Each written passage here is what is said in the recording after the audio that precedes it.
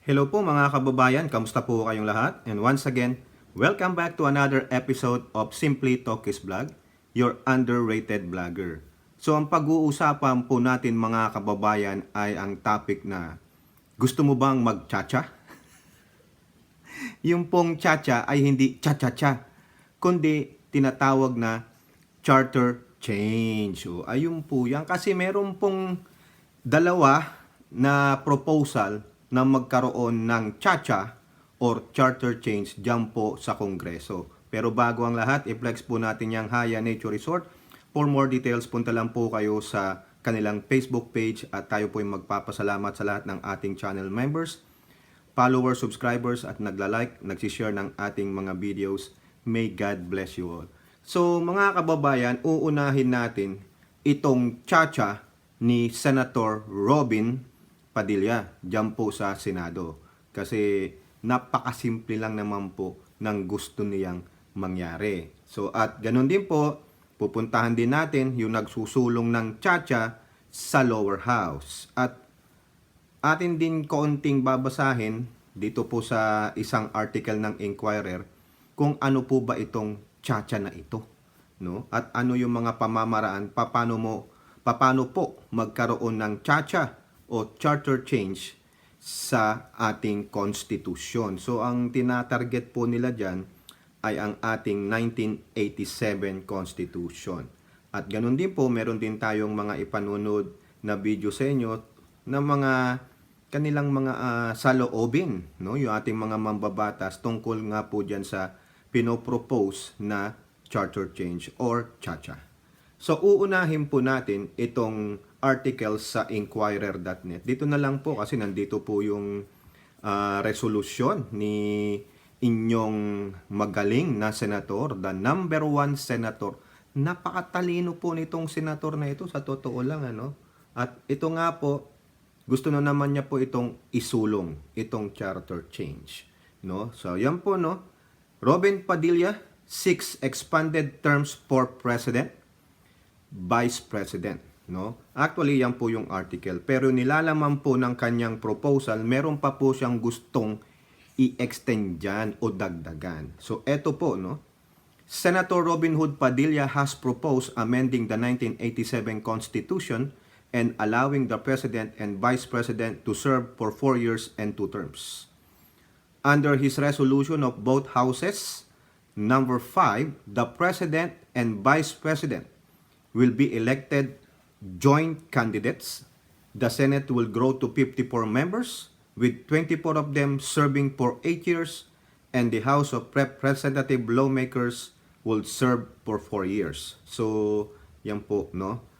Ngayon, tignan nyo po itong kopya ng kanyang resolution, no? Itong resolution of both resolution of both houses of Congress proposing amendments to sections 4 and 7 of Article 6 on the Legislative Department, Section 4, Article 7 of Executive Department, and Section 8, Article 10 on Local Government of the 1987 Constitution of the Republic of the Philippines.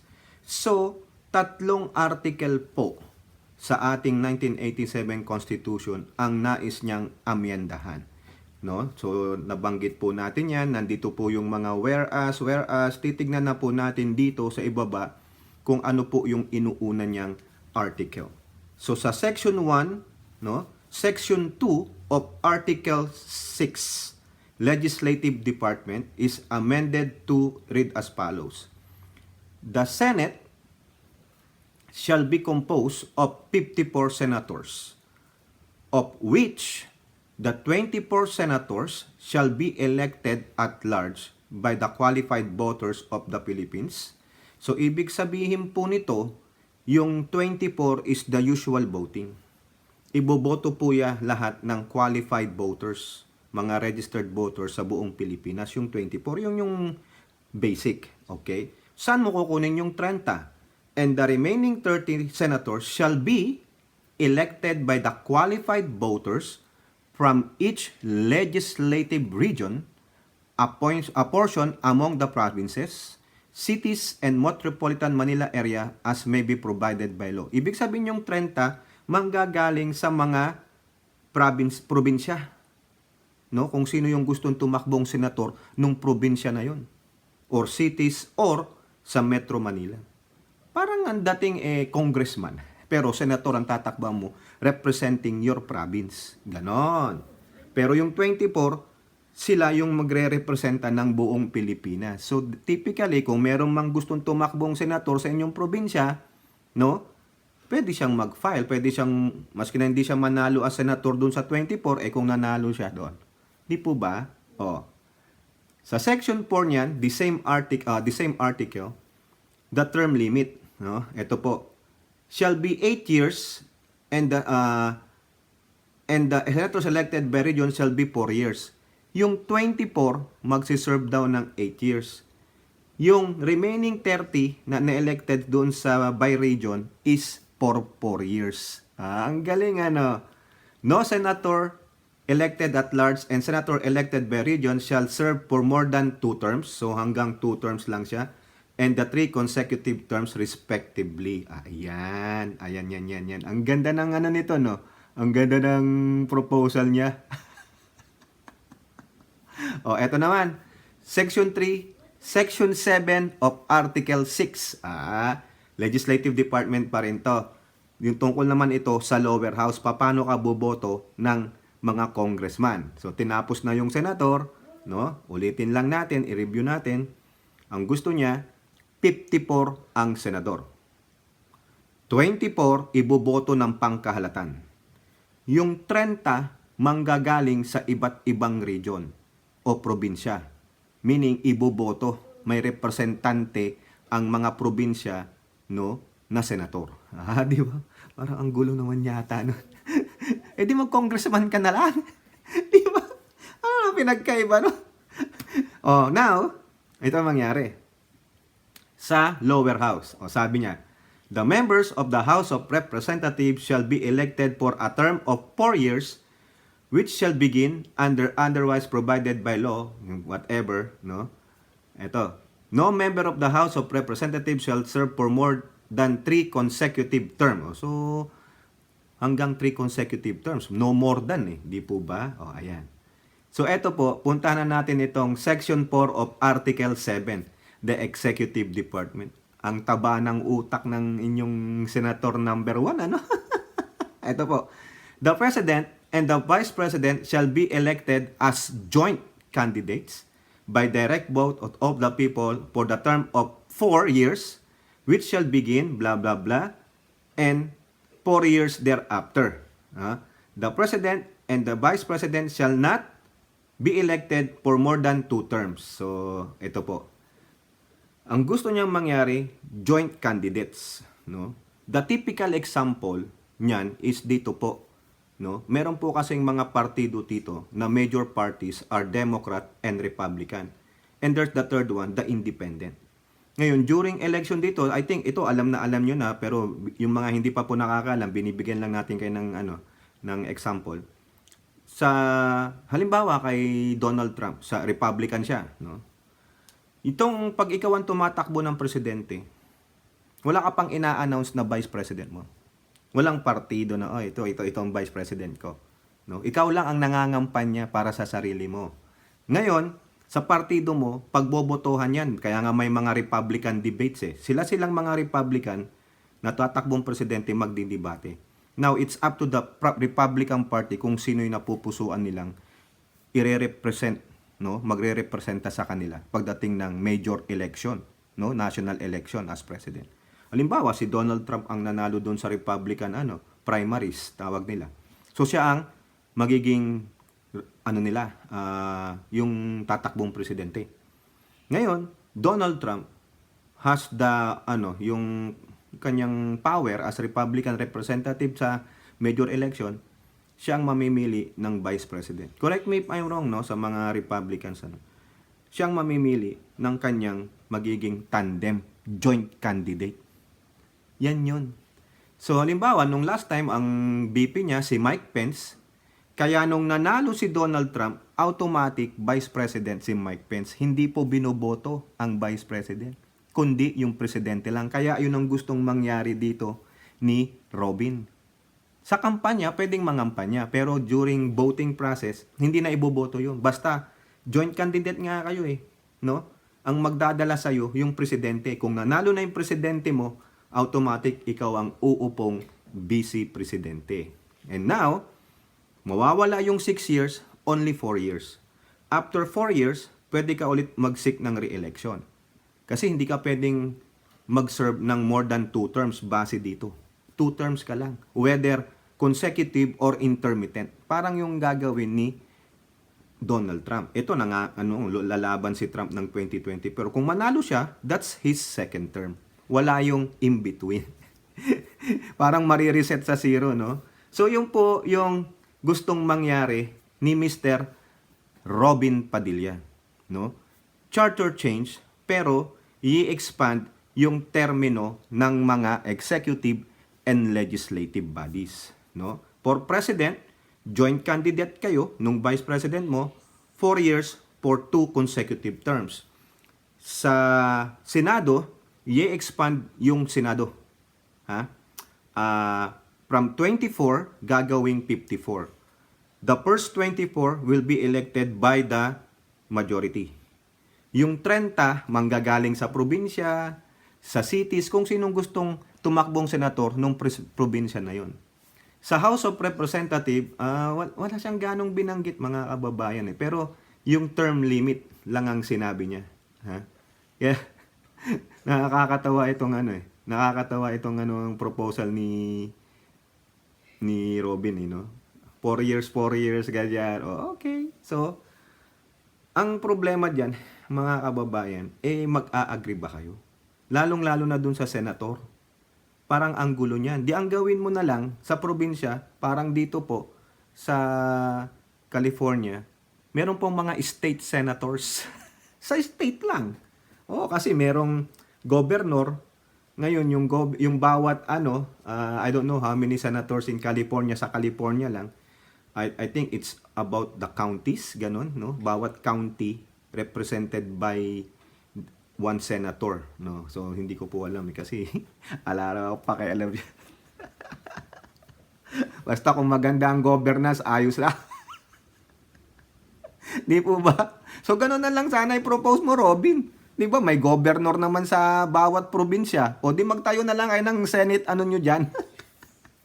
Para hindi sobrang powerful yung governor, may magko-control. Di po ba? Now, ngayon, so, nakuha nyo na idea ni Robin, no? Napakataba.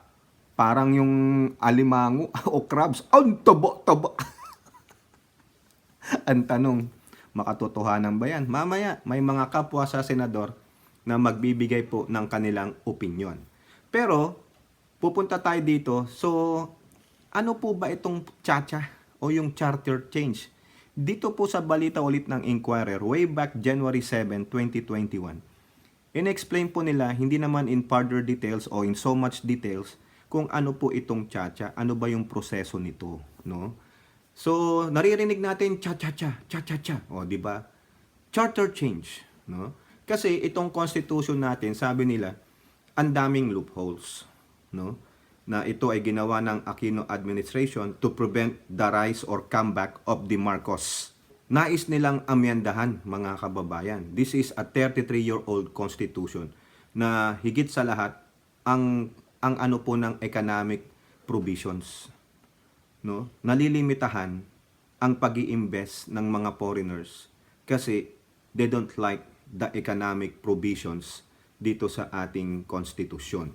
So ito pong economic provisions na ito, so puntahan nyo na lang po yung 1987 Constitution, Article 12, na ang niya ay National Economy and Patrimony. So nandiyan po in details ano po yung ini-explain about sa ating economy.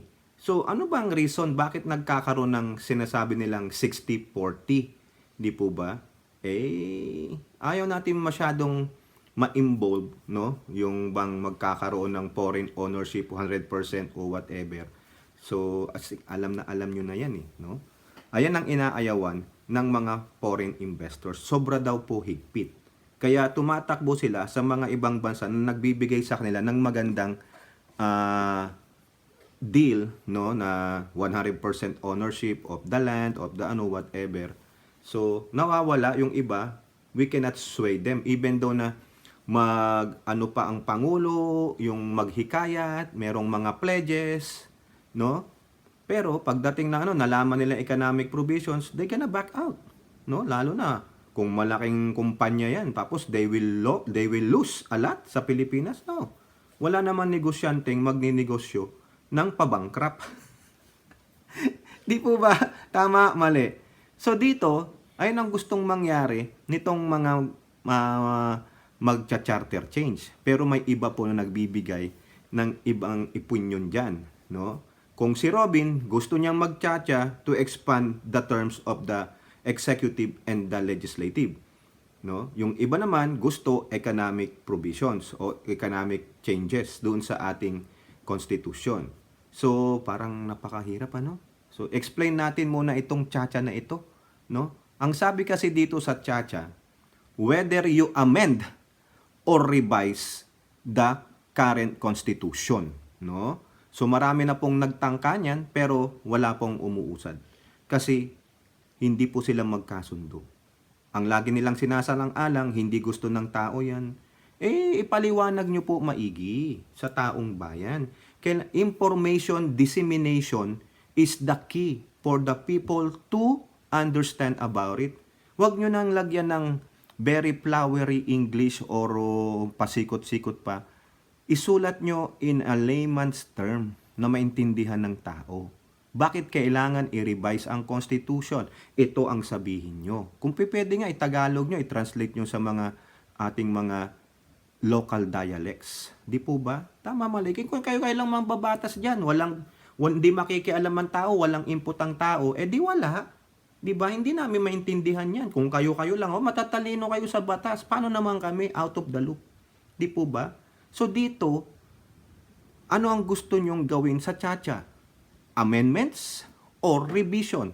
O ano po ba ang sinasabi, no, sa amendments?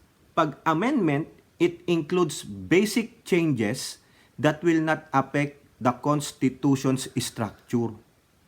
Hindi mo babaguhin yung structure ng article from Article 6, Article 7, yung mga structure ng gobyerno, hindi po.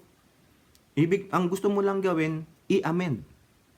May babaguhin ka lang doon na provision. Kung ba, Section 6 of this article, ito ang dapat. Tanggalin na natin ito, itong ipalit natin. Yun yung amendments. You're not totally changing the structure of any articles there. No? Now, itong revision, ito ang pinakamahirap. Kasi, sabi dito ni Rufus Rodriguez, revision will mean a fundamental change in the fundamental law. Bakit niya po nasabi yan? Kasi sabi dito sa revisions na ito, it includes changing the structure of government, changing of powers of the branches of government. Thus, example, a shift from unitary centralized system of government to a federal government is considered a revision. Kung baga, yung babaguhin mo daw yung forma ng ating structure ng ating government from unitary to federal, that is considered a revision because you are totally revising the structure of the government. From there, pwede mo na rin baguhin yon yung iba pang mga artikulo doon. Di po ba? Now, meron pong tatlong pamamaraan para magkaroon ng charter change. In whole, charter change ito. No, paano mo gagawin ang charter change? Amendment o revision? Now, sa papanong pamamaraan. Okay? Tatlo po 'yan. No? Sabi dito, Constituent Assembly o yung CONAS, Constitutional Convention or CONCON, or People's Initiative. Ayan. Yung sa Constituent Assembly, ito sabi, through a vote of 3/4 of all its members, Congress can convene into a constituent assembly and propose amendments or revisions to the Constitution. This body will be made up of all congressmen and senators. Ayan. With a vote of 3/4 of all its members. So, ang meron dyan, yung buong kongreso. Ito naman daw po, under Constitutional Convention, the elected delegates will be the ones to introduce ito naman po yung sa Constitutional Convention. Meanwhile, by a vote of 2/3 of all of its members, Congress can also call for a constitutional convention that will be composed of elected delegates by the public. Further, by a majority vote of all its members, Congress can also submit to the electorate the question of calling such a convention. Under CONCON, the elected delegates will be the ones to introduce amendments and or revisions to the Constitution. O, ayan. Kuha nyo na. So, 2/3 of all its members, magbobotohan sila. Sino yung uupo doon sa CONCON ng mga mapipili nilang mga members ng Congress. And then, sila ang mag-propose o mag-i-introduce ng amendments or revisions sa Constitution. Now, the last one, the People's Initiative. The public can also directly propose, yung publiko, mga mamayang Pilipino, changes to the Constitution through the People's Initiative. Now dito, no, sinasabi kasi nila na gusto nila magkaroon ng tsa-tsa, no? Si Robin, gusto niya tsa-tsa through the expanded terms of legislative and executive. Okay, dinipay na natin sa inyo yung mga pamamaraan ng tsa-tsa.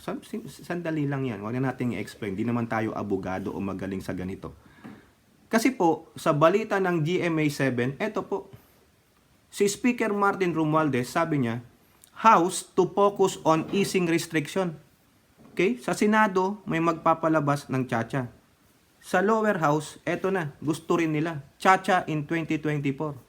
Next year, we will focus our attention on studying and reviewing proposals that deal with the restrictions blocking the entry of foreign capital and investments in the Philippines. No? Ayun ang sabi ni Martin. This include deliberation on proposed measures related to constitutional change.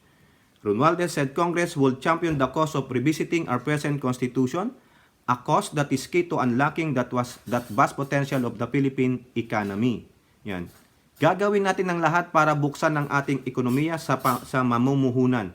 Pag-aaralan natin lahat ng parang paano makikinabang mga tao sa pag-amyenda ng konstitusyon. So sa pag-amyenda, ano ba ibig sabihin yan? Amendments or revision? Kung economic provisions lang sa akin mga kababayan, baka amendments lang. Pero pag yung hindi lang economic provisions ang gagalawin ninyo, no, baka galawin nyo na pati structure ng gobyerno kasi may nagsasabi po diyan, mamaya makikita nyo yung video na baka mabago yan, yung structure ng gobyerno, revisions na po yan. Pero dito malinaw sa sinasabi ni Speaker, parang economic provisions lang naman. So isipin ko, amendments doon sa ating article na binanggit about our economy sa 1987 Constitution. Ngayon, sa Manila Bulletin din po, no, sinabi rin ni Dong Gonzales, 3rd District Representative, House thinking of a new mode for tsa-tsa, says Gonzales. Kasi nga po, natenga ito sa Senado. Talagang ayaw ng mga senador. Ay, ang mga senador, siyempre, 24 lang sila, pero they have a powerful voice din. No? Ito po sabi niya, the reason for revisiting the talks of constitutional revision next, revision naman siya. So, malaki to, no? Next year is simple. Napakadali sana kung economic provisions lang nandun na sa Senado. Pero still, hindi yata gumagalaw pa sa Senado. Kaya we're thinking of another mode. O ano yung mode na yan? Di po ba? So, nag-iisip pa rin sila. So, sabi nila, tatalakayin nila yan next year. Okay? Now, ano naman po ang sabi ng mga senador? No? Bago natin ipalabas yung video, no? Ano ang sinabi ng mga ilang senador dyan? O, dito po, Manila Bulletin ulit. Tsa-tsa in 2024. Senators weigh in on renewed talks for constitutional revision. Uy, revision na. O, sa pagkakaalam ko, amendment lang economic lang Di po ba? Si Robby naman, expanded terms lang. Pero dito sabi, revision na to. Dinipay natin sa inyo kung ano yung pamamaraan. No? Whether amendments or revision. Ano po ang sabi ni Senate Majority Leader Joel Villanueva? Okay? Raise 2 points on possible talks about tsa-tsa. Number 1, numbers will show that our economy is on its way to recovery. We have recently passed the Public-Private Partnership Act, which we authored in the Senate. We also passed laws such as the Retail Trade Liberalization Law, the Foreign Investment Act, and the Public Service Act. We need to see the full impact of these laws first before we talk about charter change. He also wondered if it will undergo the right process. We need to know these details before we engage in any debate on Chacha. Villanueva added that this question will need to be answered before the Senate will be convinced to discuss these matters.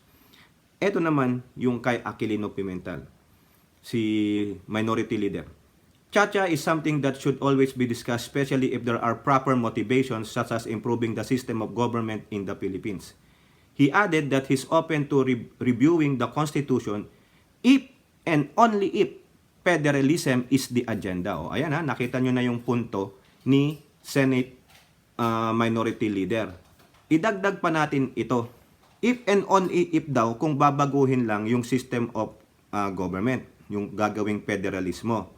However, not the economic provision, especially if will is restrictions on foreign ownership of business and it will allow foreigners to exploit the country's natural resources. So, iniisip niya, pag nagkaroon ng 100% ownership, no, ma-exploit po tayo, lalo na ang natural resources.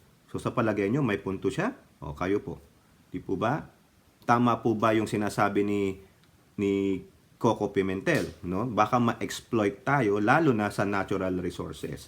Okay, kay Chis Escudero naman, lagpasan natin si Aimee kasi may sarili siyang take diyan. Chis Escudero says that it's always timely to revisit the 1987 Constitution for as long as the motives are honest and honorable, like advocating for structural change in the government system. O ayan, di po ba? Gusto niya rin siguro mabago ang ating form of government, no? Yung kung unitary to federalism. So maganda, ano ba ang benefits ng federalismo? So maganda pong talakayan 'yan. Okay? Si Angara, sabi niya rin sa Philippine News Agency, Angara open to discuss term extensions for president, local official. Sabi niya rin, gusto niyang suportahan yung kay Robin at also itong economic provisions na tinutukoy ni Speaker. Okay? Now, dito po sa bidyong ipapanood ko sa inyo, sabi ko sa inyo kanina, meron tayong video dito. Yung sinabi, una ni ate ng bayan ninyo, nung natanong po siya, no, sa loob ng, yung sa hallway ng Senado. May nagtanong lang po siya dito sa Chacha na ito. Ito po, panoorin nyo.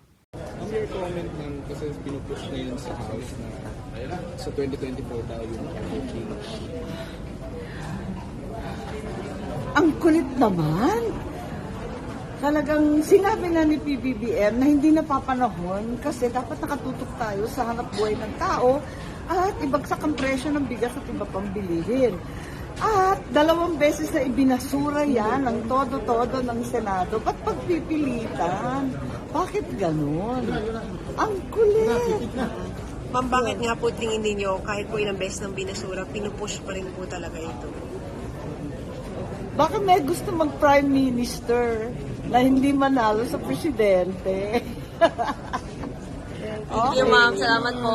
So yung po, yung unang swipe ni Senator Aimee Marcos tungkol dyan sa nagsusulong ng Chacha, lalong-lalo na si Speaker Martin, no?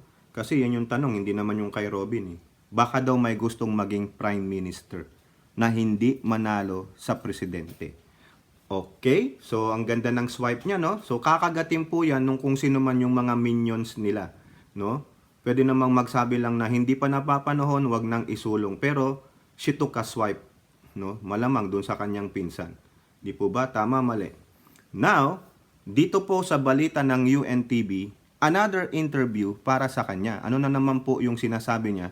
Also, the opinion of Senator Cynthia Villar. Ito po, UNTV, maraming salamat po dito sa inyong video, sa inyong news. Hihiramin po natin. No? Credit po ito sa UNTV. Sana hindi tayo makopyright. Yung mga hindi pa po nagsusubscribe, UNTV po. Ito po. Para nakakahiya naman, very self-serving naman.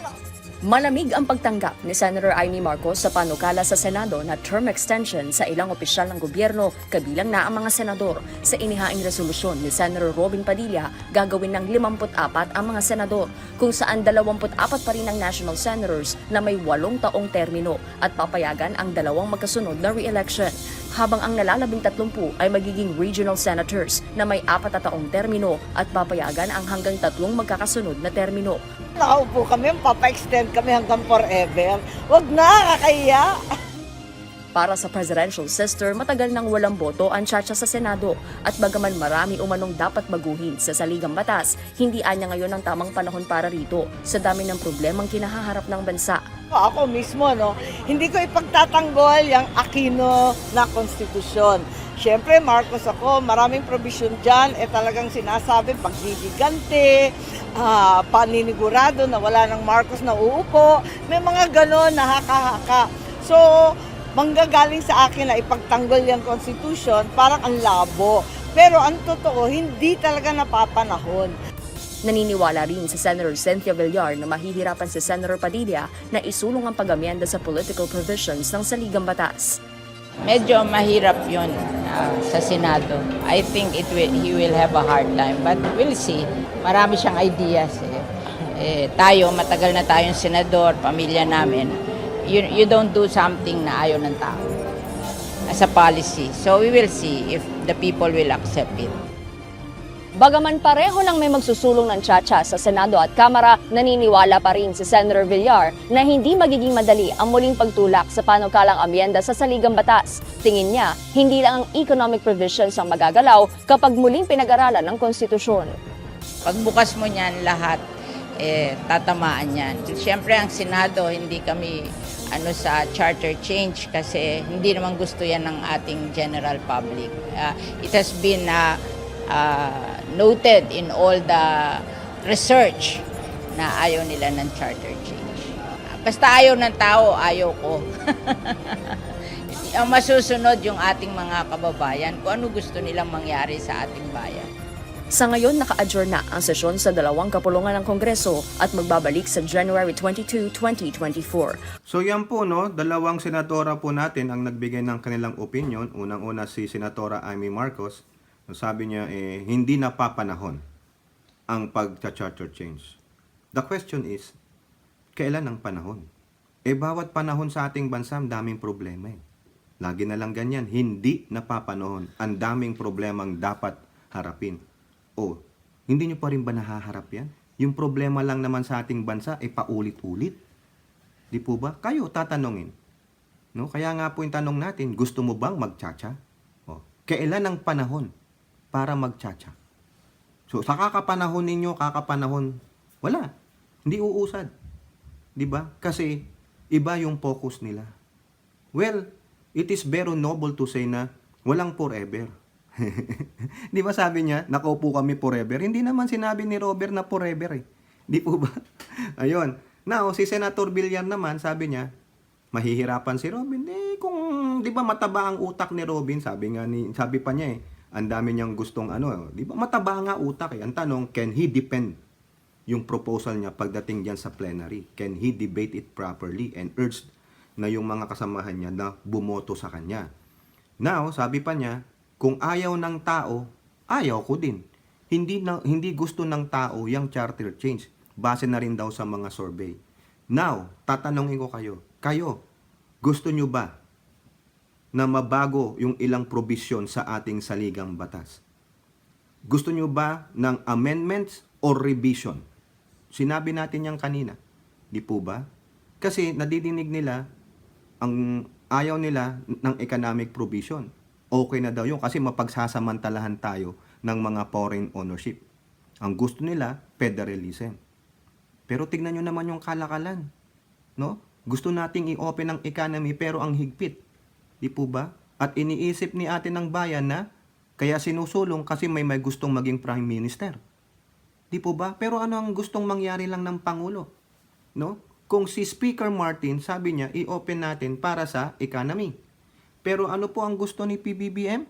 Ito tandaan niyo sinabi ni Speaker kanina, yung binasa natin. Ito po, sa ulat ng PTB. PTB, peram po ng inyong video. Ito po.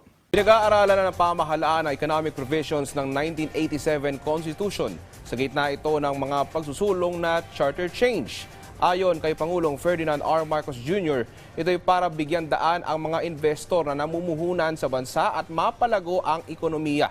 May ilang probisyon kasi sa saligang batas na pumipigil sa investors na ituloy ang kanilang operasyon sa Pilipinas. Kabilang din sa bubusisiin ang ilang batas na nagmula sa konstitusyon na dahilan umano ng pagkaunsyami ng ilang investments. Ipinunto pa ng Pangulo na ang tanging target ng kasalukuyang administrasyon ay isulong ang pagiging investment-friendly ng bansa. My primary interest is to try and make our country a investment-friendly place. And what we'll see. That's why the study is really not about the Constitution. It's about what do we need to do, what do we need to change so that these potential investors will in fact come to the Philippines. So yan po, no, mga kababayan, malinaw na sinabi ng ating Pangulo. It's not about the 1987 Constitution, yung parang in general. Yun po yung pagkakaintindi ko. Ang sabi niya is to make our country an investment hub. Investment, economy.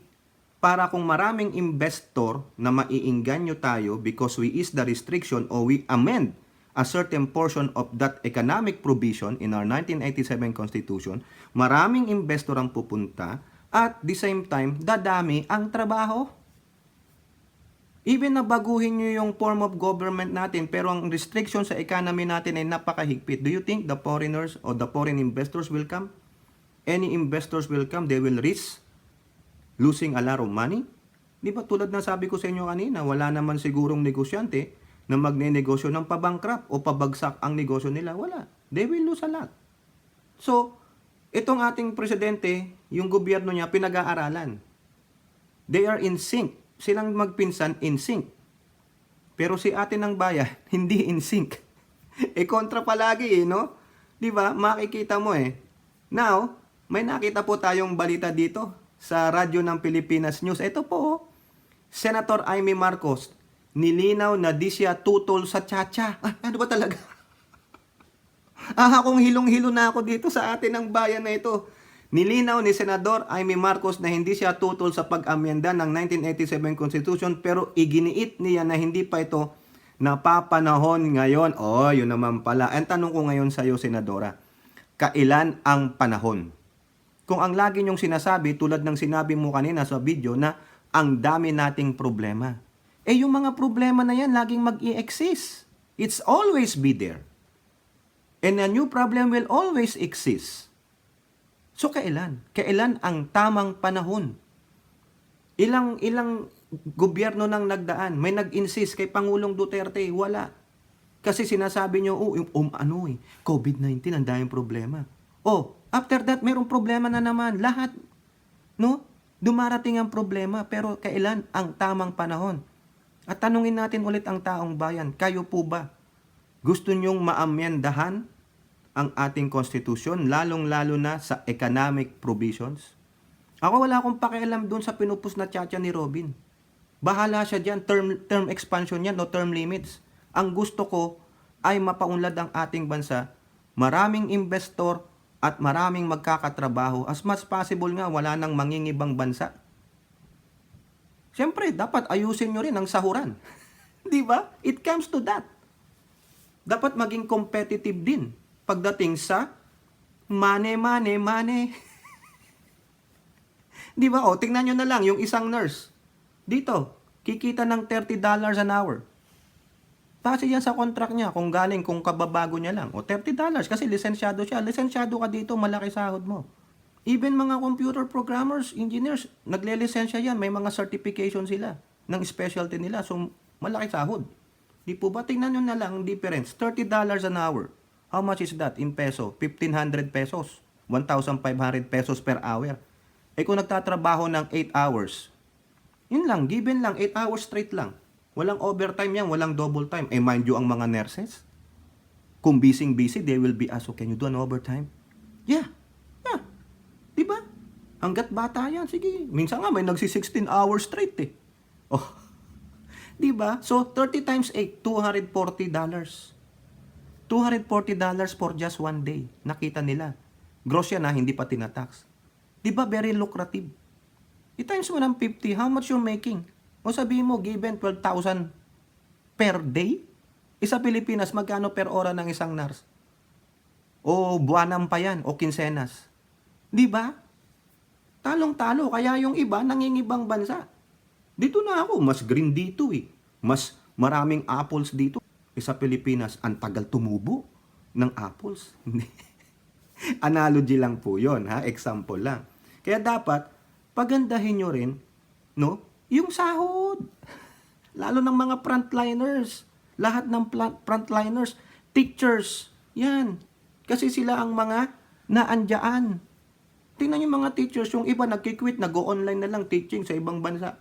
O laki kasi ng sahod, o with the comfort of their house pa, of their home. O di ba? Kasama ang mga anak nila. Minsan yung anak nasa eskwela, o sige, tuturo na ako dito. Kaysa nasa eskwela ko, lahat sa akin. Pati gastusin sa room ng room ko, ako gagastos. Tapos, hindi naman ako i-reimburse. Pahirapan pa may reimburse. Hindi pa nasasubmit yung aming mga contribution. Di ba, DepEd? Hello? Yung mga nurses, nagkakapagod sa pagtatrabaho. Pero ang sahod, magkano?